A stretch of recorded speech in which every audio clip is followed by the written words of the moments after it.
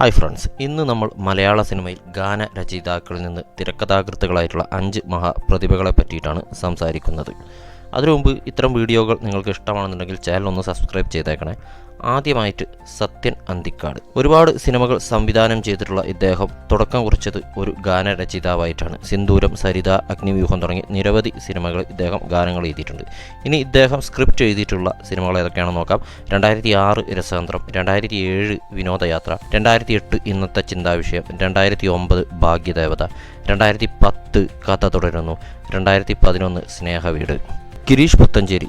പല്ലാവൂർ ദേവനാരായണനിലൂടെയാണ് ഗാനരചയിതാവായിട്ടുള്ള ഗിരീഷ് പുത്തഞ്ചേരി ഒരു തിരക്കഥാകൃത്തായി മാറിയിട്ടുള്ളത്. വടക്കുന്നാഥൻ, കിന്നരിപ്പുഴയോരം, മേലേപ്പറമ്പിൽ ആൺവീടിൻ്റെ മൂലകഥ, ഓരോ വിളിയും കാതോർത്ത്, കേരള ഹൗസ് ഉടൻ വിൽപ്പനയ്ക്ക് തുടങ്ങിയിട്ടുള്ള സിനിമകൾക്ക് സ്ക്രിപ്റ്റ് എഴുതിയിട്ടുള്ളത് ഗിരീഷ് പുത്തഞ്ചേരിയാണ്.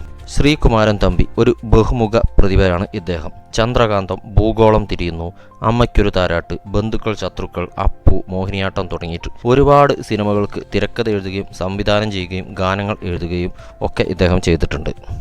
പി ഭാസ്കരൻ.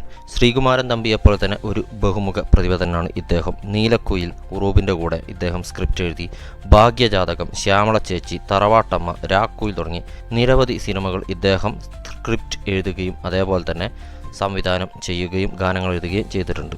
അവസാനമായിട്ട് ഷിബു ചക്രവർത്തി. ഒരു ഗാനരചയിതാവായിട്ടുള്ള ഇദ്ദേഹം ഓർക്കാപ്പുറത്ത്, മനു അങ്കിൾ, നായർ സാബ്, സാമ്രാജ്യം, പാർവതി പരിണയം, ഏഴരക്കൂട്ടം, ചുരം, സൈന്യം, അഥർവം, അഭയം തുടങ്ങി ഒരുപാട് സിനിമകൾക്ക് സ്ക്രിപ്റ്റ് എഴുതിയിട്ടുണ്ട്. ഇനി ഇക്കൂട്ടത്തിൽ നിങ്ങൾക്ക് ഏറ്റവും ഇഷ്ടപ്പെട്ട ആ പ്രതിഭ ആരാണെന്നൊന്ന് കമൻറ്റ് ചെയ്യൂ.